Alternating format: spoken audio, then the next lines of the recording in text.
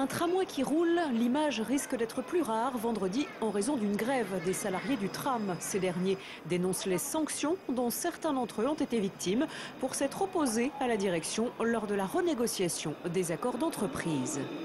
C'est d'abord des lettres recommandées qui se sont multipliées et puis ensuite certaines de ces procédures ont conduit des salariés à être sanctionnés sévèrement, certains carrément par le licenciement, d'autres par des sanctions de mutation, etc. Donc c'est bien un climat global qui fait que les salariés sont à l'exaspération.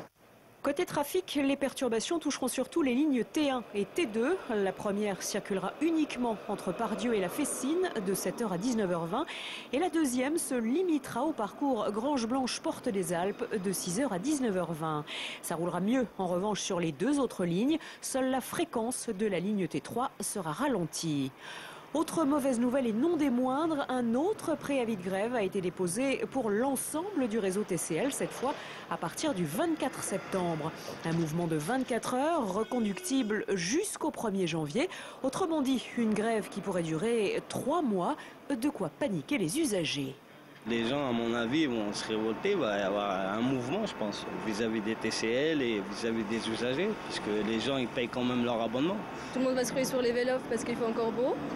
Mais une fois que ce sera l'hiver, ce sera plus possible. Et puis bon, on nous augmente les prix TCL et après on nous fait des grèves, c'est pas très cool, quoi. De toute façon, on peut pas les empêcher de faire grève, mais il faudrait qu'ils se rendent compte que ça met tout le monde dans la merde, quoi. On estime que la direction est la seule responsable dans la situation dans laquelle on est et que les Lyonnais, s'ils doivent avoir une colère, elles doivent être orientées auprès de la direction de coalition qui, effectivement, en prenant l'initiative de dénoncer l'ensemble des statuts sociaux de l'entreprise, savait très bien qu'on était dans une situation très conflictuelle. Donc les seuls responsables et la colère doivent être orientés vis-à-vis de la direction et des autorités politiques qui aujourd'hui ont laissé faire.